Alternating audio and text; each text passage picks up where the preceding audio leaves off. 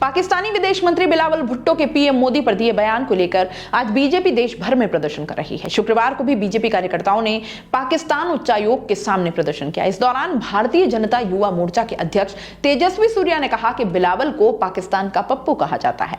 बिलावल भुट्टो ने गुरुवार को कहा था कि ओसामा बिन लादेन तो मर गया, लेकिन गुजरात के कसाई अभी जिंदा हैं और वो भारत का प्रधानमंत्री है। पाकिस्तानी विदेश मंत्री भुट्टो के इस बयान पर भारत ने कड़ा विरोध जताया है। भारत की विदेश राज्य मंत्री मीनाक्षी लेखी ने कहा कि बिलावल फेल हो चुके देश के प्रतिनिधि हैं और खुद भी फेल हो चुके हैं। आतंकी मानसिकता वाले लोगों से आप इसके अलावा और क्या ही उम्मीद कर सकते हैं। विदेश मंत्रालय के प्रवक्ता अरिंदम बागची ने कहा कि शायद भुट्टो 1971 भूल गए हैं। पाकिस्तानी विदेश मंत्री के बयान से नाराज बीजेपी कार्यकर्ताओं ने शुक्रवार को पाकिस्तान उच्चायोग के सामने प्रदर्शन किया। इन्हें रोकने के लिए दिल्ली पुलिस ने बैरिकेड्स लगाए, लेकिन बेकाबू भीड़ ने बैरिकेड भी तोड़ दिए और इसके बाद दिल्ली पुलिस ने कई बीजेपी कार्यकर्ताओं को हिरासत में ले लिया है। प्रदर्शन में शामिल भारतीय जनता युवा मोर्चा के अध्यक्ष तेजस्वी सूर्या बोले कि बिलावल को पाकिस्तान का पप्पू कहते हैं। पाकिस्तान से ज्यादा देश किसी तरह का संबंध नहीं रखना चाहते। आज दुनिया मोदी के नेतृत्व में आतंकवाद के खिलाफ एकजुट हो रही है।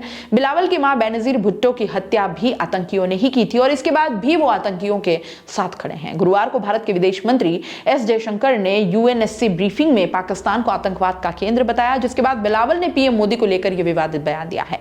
भारत ने पलटवार करते हुए कहा कि पाकिस्तान की इतनी साख नहीं कि वो भारत पर उंगली उठाए। अब मेक इन पाकिस्तान टेररिज्म पर रोक लगानी होगी। विदेश मंत्रालय ने बयान जारी कर कहा कि न्यूयॉर्क, मुंबई, पुलवामा, पठानकोट और लंदन शहर में पाकिस्तान समर्थित और प्रायोजित आतंकवाद के जख्म मौजूद हैं। पाकिस्तान के स्पेशल टेररिस्ट जोन्स के आतंकवाद उत्पन्न हुआ और दुनिया भर में फैल गया।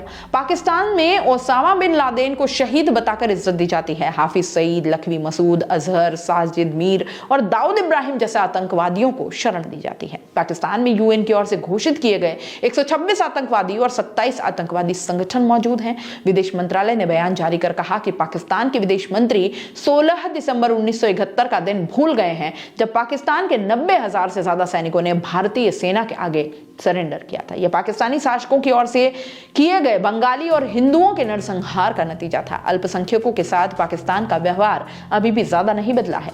पाकिस्तान अब आतंकवादियों का इस्तेमाल नहीं कर पा रहा है। बिलावल भुट्टो को असभ्य बयान इसी का नतीजा है। बिलावल भुट्टो को अपने देश में मौजूद आतंक के मास्टरमाइंड्स को लेकर बयान देने चाहिए, जिन्होंने आतंकवाद को देश की नीति का हिस्सा बना दिया है।